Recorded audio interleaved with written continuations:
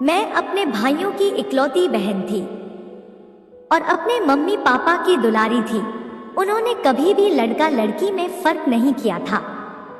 मेरे पिताजी थोड़े सख्त व्यवहार के जरूर थे, मगर इसके बावजूद मैं उनकी आंखों का तारा थी। मुझे मेरी मामी का बेटा पसंद था। हमारा बचपन एक साथ ही गुजरा था, लेकिन यह पसंद सिर्फ आंखों और दिल तक ही थी। मुझे उसको देखकर शर्म आ जाती थी और उसका भी यही हाल था। समय बीता गया और हम जवान हो गए। मेरे पापा जी अक्सर मुझसे कहते थे कि बेटियां माँ बाप की शान होती है। मैं उस समय तो यह बात नहीं समझ पाई। अब जब याद आई तो सोचती हूँ कि पापा जी की बात में कितनी गहराई थी।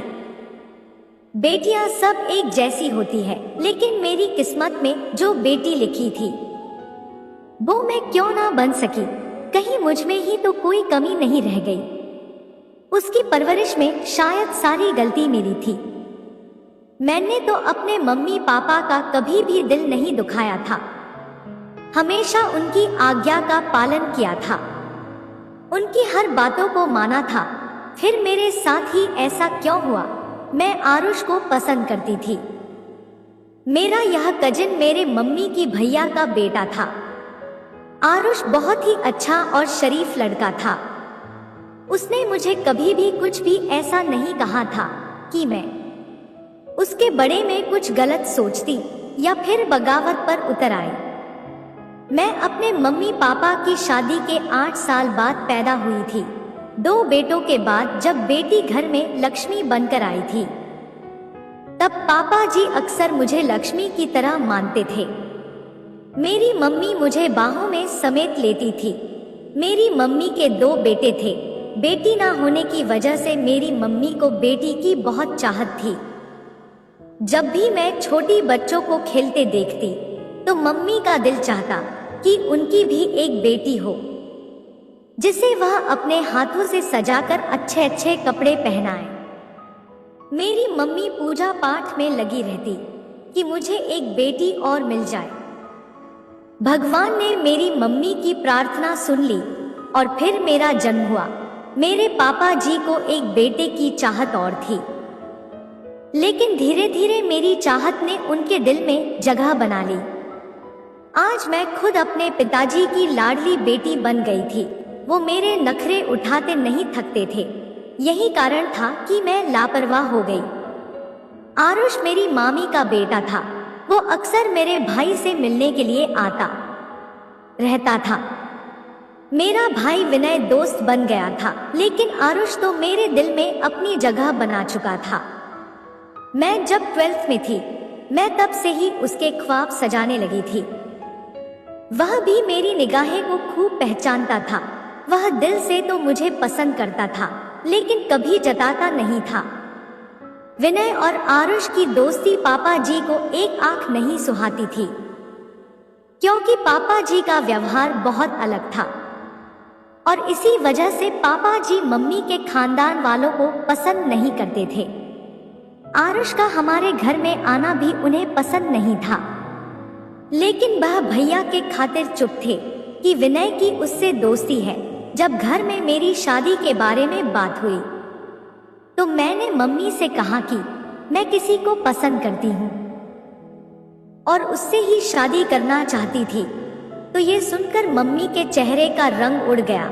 मम्मी बहुत घबरा गई और मुझसे पूछने लगी कि वो लड़का कौन है, और मेरे मुंह से आरुष का नाम सुनते ही उनके पसीने छूट गए।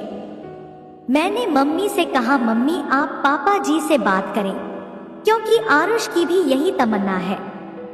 मम्मी के चेहरे से उनकी फिक्र और गुस्सा दोनों पता चल रहे थे, लेकिन मम्मी ने अपने गुस्से पर काबू रखा और कहने लगी, मेरी बेटी तुम्हारे पापा जी किसी भी कीमत पर नहीं मानेंगे। अगर मैंने यह बात उन्हें बता दी तो वह ना सिर्फ आरुष का घर में आना जाना बंद कर देंगे, बल्कि खुलेआम उसकी बेइज्जती भी करेंगे। यह बात दिमाग में रखो कि तुम्हारी शादी वही होगी जहां तुम्हारे पापा जी चाहेंगे, और मैं जानती थी कि यही सच है। और मैं यह भी जानती थी कि पापा जी मेरी शादी रिश्तेदारी में करने की सोच नहीं सकते थे। और फिर आखिर वही हुआ और मैं रोती ही रह गई। आरुष के दिल पर भी कयामत गुजरी थी। पापा जी ने मुझसे बगैर पूछे अपने भाई के बेटे देवांश के साथ मेरी शादी कर दी। मैं एक खानदानी और मजबूर बेटी थी जिसके खानदान का यही रिवाज था कि खुशी खुशी बड़ों के फसलों के आगे अपना सर झुका दिया जाए। मुझे अपनी जिंदगी के सबसे बड़े फैसले के बारे में बात करने का कोई हक नहीं था। मुझे कभी भी यह हक नहीं दिया था। मेरी शादी बड़ी धूमधाम से देवांश से हो गई और मैं दुल्हन बनकर विदा होकर उसके घर आ गई। जब शादी की पहली रात को उसने मेरा घूंघट उठाया तो मेरा दिल तड़प रहा था और मैं अपने घूंट के आंसू पिए बैठी थी। वह मेरे दिल के हाल से बिल्कुल अनजान था। मेरा उदास चेहरा देखकर वह मुझसे पूछने लगा, मानसी, क्या तुम मुझसे शादी करके खुश नहीं हो? मैं उसे क्या जवाब देती? उस समय मैंने तो जहर का घूंट पी लेना ही ठीक समझा। मैंने उससे कहा, अपने घर से जुड़ा होने का दुख हर लड़की को होता है, लेकिन उससे शादी मेरे लिए एक खुशी की वजह थी। मेरे मुंह से यह बात सुनकर उसके दिल को सुकून मिल गया, लेकिन मैंने अपने आंसुओं को दिल की गहराई में छुपा लिया और उनकी खुशी के खातिर मुस्कुरा दी। मगर ये कोई नहीं जान सकता था, जब दिल रो रहा हो तो आंसुओं को छिपाकर मुस्कुराना कितना तकलीफ देता है। मम्मी पापा को जो बेटियां दुख दे, इससे अच्छा है कि वो बेटियां पैदा ही ना हो या फिर पैदा होते ही उन्हें मार दिया जाए। अब मैं हर किसी के सामने झूठी खुशी जाहिर करती थी। सच तो यह है कि मेरे इस बयान में वो दर्द बयां कर था। दर्द में मेरा दिल बार बार, मेरा चेहरा मुरझा जा रहा था और अब मुझे अपने दर्द के साथ जीना था, खुद को भुला देना था और आरुष को भी भूल जाना था। वक्त की गाज अरमानों पर गिरती रही।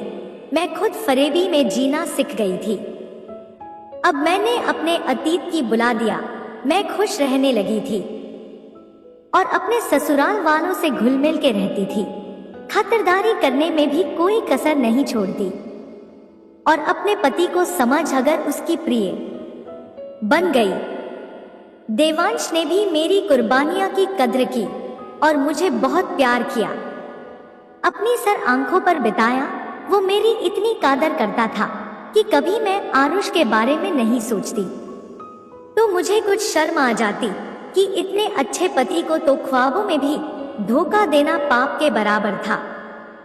आरुष ने कैसे सब्र किया होगा और कैसे मुझे भुलाया होगा मुझे पता नहीं, लेकिन हमारा एक ही खानदान था तो आमना सामना तो हो ही जाता था। तभी उसकी शक्ल देख के दिल में रोशनी जग उठती थी, क्योंकि चेहरा तो दिल का आईना होता है।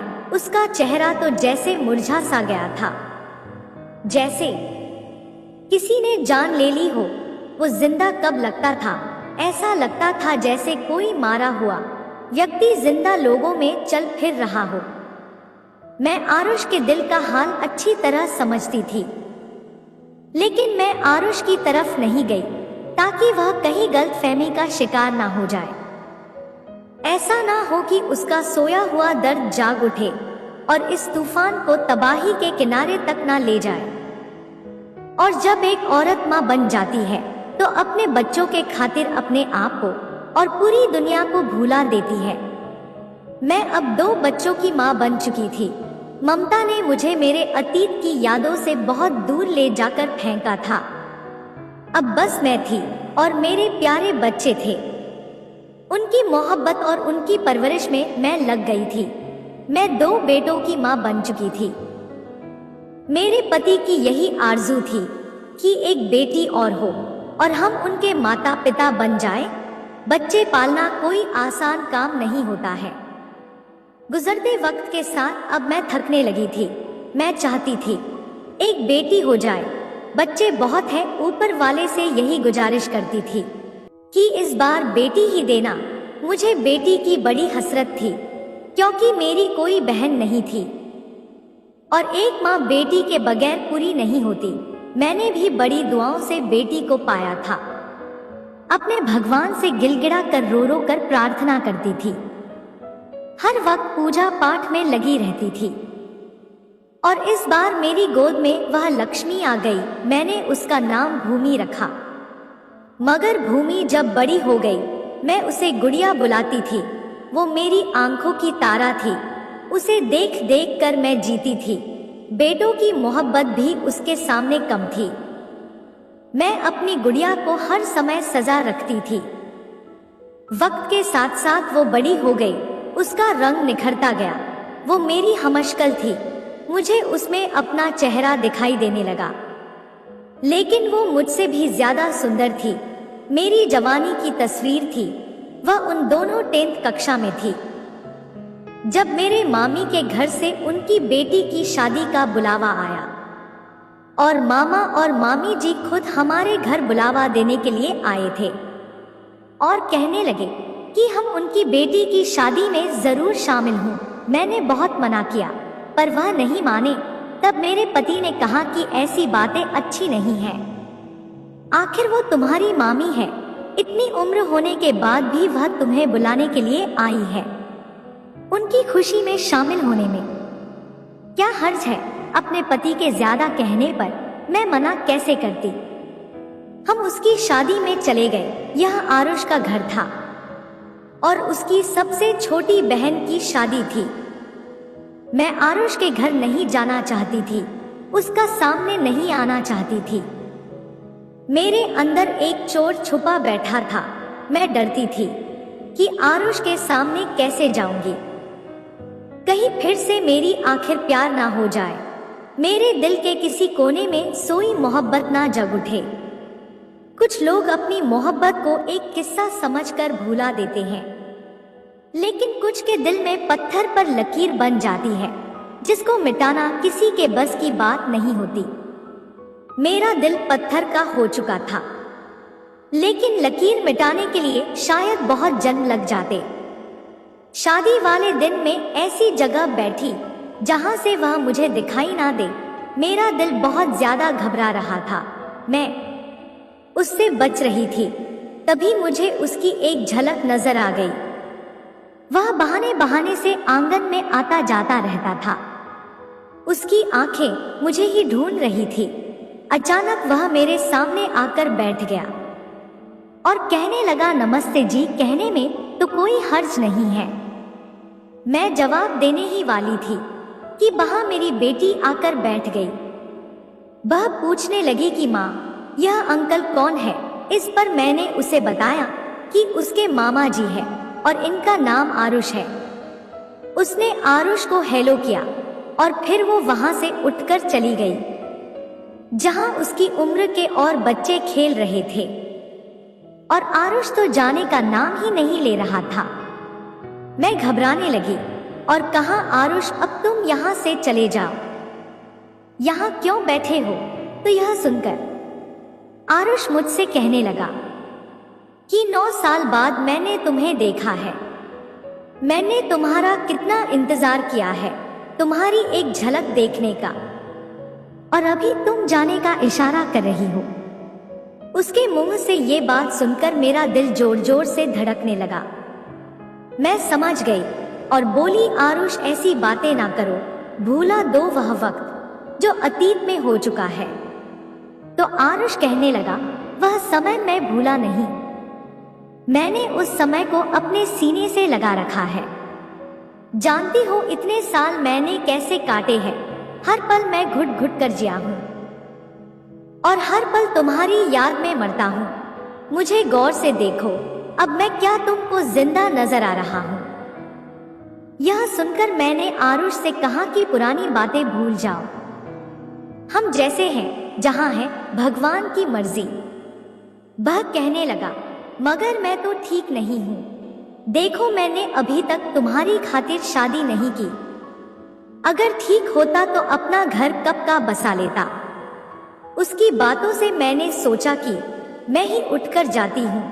यहाँ से अगर किसी ने बातें सुन ली तो मेरी दुनिया में तो ज्वाला भड़क जाएगी। मैं वहां से उठकर आंगन में बैठ गई। सभी शादी की तैयारी में खोए हुए थे। मुझे कुछ समझ नहीं आ रहा था कि किधर जाकर बैठूं। तो मैं छत पर चली गई। सोचा कि थोड़ी देर छत पर जाकर सांस ले लेती हूँ। जब आरुष घर से बाहर चला जाएगा तो नीचे चली जाऊंगी। मुझे नहीं पता था कि मेरी बेटी ने मुझे छत पर जाते हुए देख लिया है। वह अपने काम में व्यस्त थी, मेरे पीछे नहीं आई, लेकिन आरुष ने मेरा पीछा किया। उसने मुझे छत पर जाते हुए देख लिया था। थोड़ी देर के बाद वह भी छत पर आ गया। उसने कहा, शुक्र है कि तुम यहाँ आ गई हो। थोड़ी देर ही सही, हम एक दूसरे से खुलकर बात तो कर लेंगे। यहाँ हमें कोई देखेगा भी नहीं और तुम्हें डर भी नहीं होगा किसी का।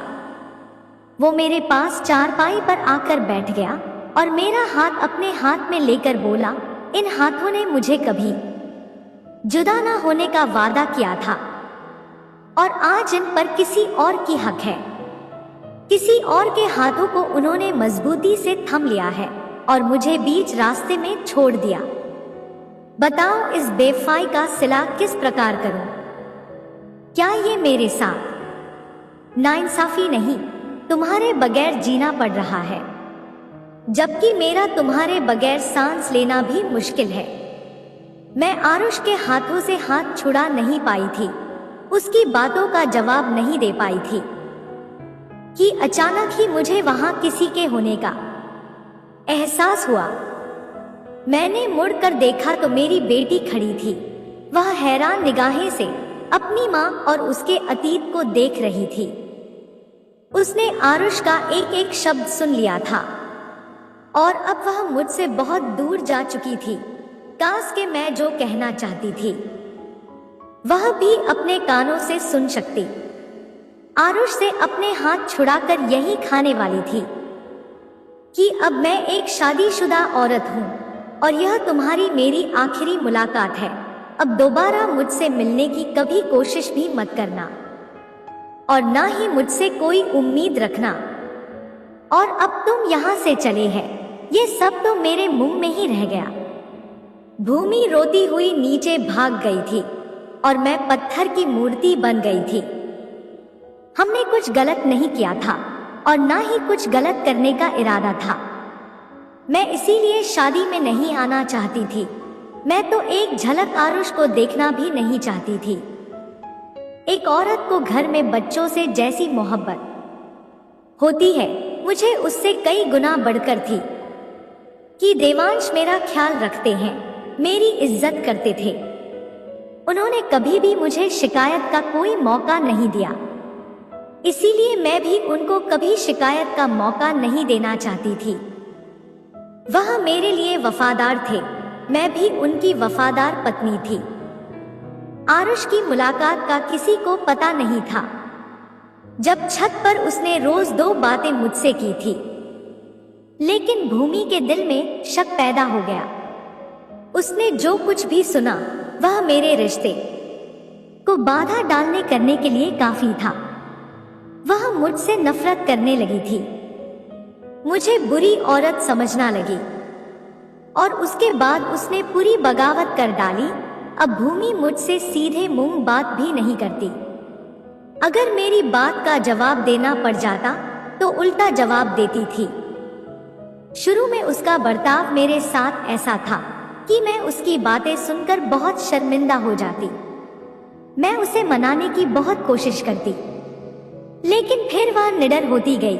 मेरी आंखों में आंखें डालकर बात करने लगी। उसके कठोर शब्द मेरे दिल को जख्मी करते थे। एक ऐसा समय भी आ गया जब वह गलत रास्ते की तरफ चल पड़ी। मैं माँ थी, उसकी भलाई चाहती थी, लेकिन वह मेरी हर बात के जवाब में मुझे नसीहत देती, पहले खुद को तो सुधार लो। जवान बच्चों की माँ अपने आशिक से चुप चुप कर छत पर मुलाकातें करती है, तो फिर मुझे किस बात से रोक रही हो? जो मेरा दिल चाहेगा मैं वही करूंगी। ज्यादा रुकावट डाली तो मैं अपने पिता को सब कुछ का दूंगी। भूमि के मुंह से इस तरीके की बातें सुनकर मेरा दिल फट सा गया। लेकिन वह जवान और मुफ्ती की जवानी ने मुझे कमजोर करना शुरू कर दिया। मेरी बेटी गलत राह पर चल पड़ी। वो पड़ोस के एक आवारा लड़के मोहन से मिलने लगी। उसके साथ फोन पर मेरे सामने बेहुदा बातें करती और मैं उसको रोक नहीं पाती। अगर रोकती तो वह मुझे आंखें निकाल कर दिखाती और कहती कि मेरी जो मर्जी मैं वही करूंगी, तुम मुझे रोक नहीं सकती। अगर रोकने की कोशिश भी की तो मैं पापा जी को सब कुछ बता दूंगी कि तुम्हारा आरुष के साथ क्या रिश्ता है। फिर पूछूंगी कि आपको कैसा लगता है। किसी पर रोक टोक करना। मेरे पास इसकी बातों का कोई जवाब नहीं था। मैंने प्यार से समझाना चाहा तो उसने मुझे ही धकेल कर पीछे कर दिया। मैंने गुस्सा दिखाया तो उसने भी मुझे डराया धमकाया। मैं किसी भी तरह उसे समझा नहीं सकी और हर बार वो यही कहती कि पापा जी को और तुम्हारे दोनों बेटों को तुम्हारे अतीत की पूरी कहानी सुना दूंगी। पापा जी और भाई सब तुमसे नफरत करेंगे। मैं तो उसकी बातें सुनकर हैरान थी। यही सोचती यह सब कैसे हो गया। और यह वही भूमि है जो इज्जत से पुकारती थी, कोई सवाल नहीं करती थी, मुझसे मोहब्बत करती थी। और आज क्या से क्या हो गई। मेरी बेटी ने मुझे नफरत से दुत्कार दिया। खुद मुझे मेरी नजरों में दो कौड़ी का कर दिया। जबकि मैंने शादी से पहले सिर्फ आरुष को पसंद किया था। मेरा उसके साथ किसी तरह का कोई संबंध नहीं था। शादी के बाद तो उस दिन के सिवा कभी मैंने उससे बात भी नहीं की थी। ऊपर वाले की मर्जी थी। मेरी जिल्लत मेरी बेटी के हाथों लिखी थी, इस डर से कि कहीं भूमि अपने पापाजी और भाइयों से कुछ कहना दे। काश मैं हिम्मत करके अपनी बच्ची को गलत रास्ते पर चलने से रोक पाती, लेकिन ऐसा ना हो सका। वो रात को दीवार कूदकर पड़ोसी मोहन के घर चली जाती।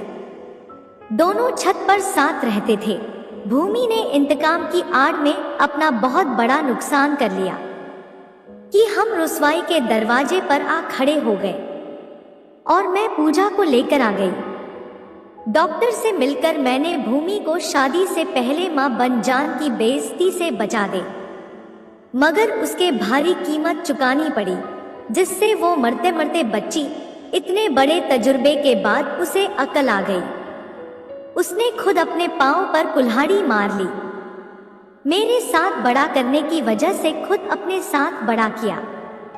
मुझसे बदला नहीं लिया था तो बदले की आग में खुद को ही झोंक दिया।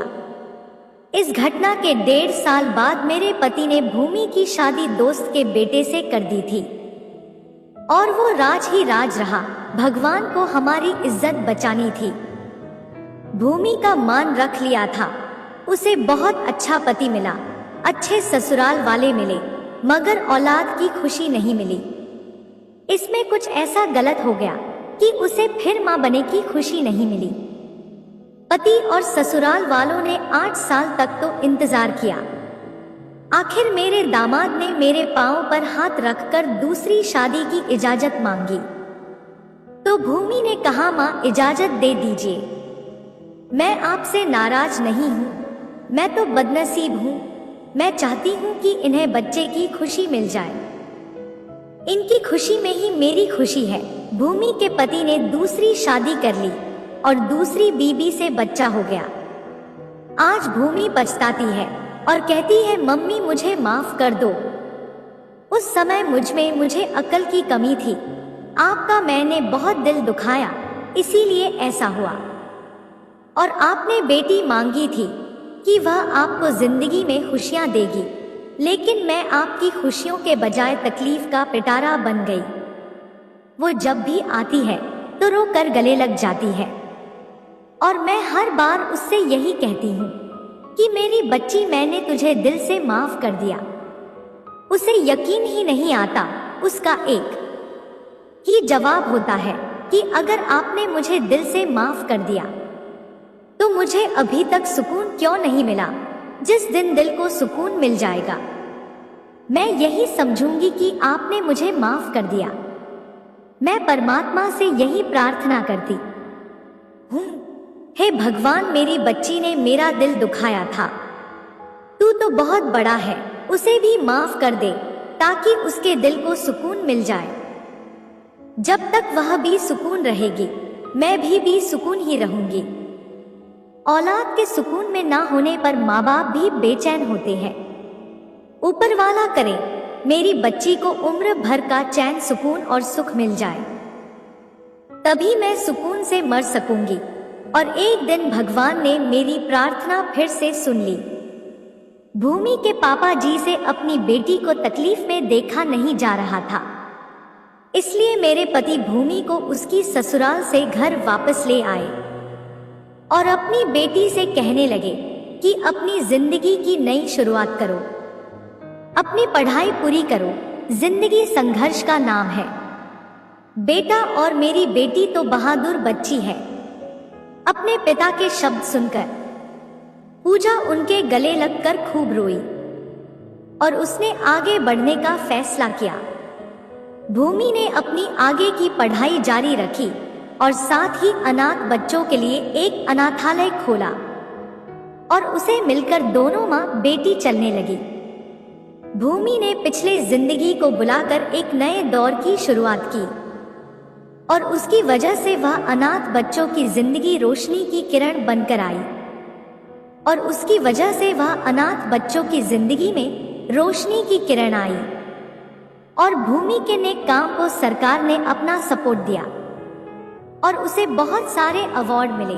और इस तरह आज पूजा एक नहीं बल्कि बहुत सारे बच्चों की माँ है और एक आत्मनिर्भर महिला है जिसे किसी के सहारे की कोई जरूरत नहीं। तो दोस्तों, कैसी लगी मेरी ये कहानी? अगर मेरी ये कहानी आपको अच्छी लगी तो कमेंट सेक्शन में जरूर बताइएगा और ऐसी ही कहानी और सुनने के लिए मेरे चैनल भाभी की कहानी को सब्सक्राइब करें। फिर मिलूंगी एक नई और कहानी के साथ, तब तक के लिए बाय।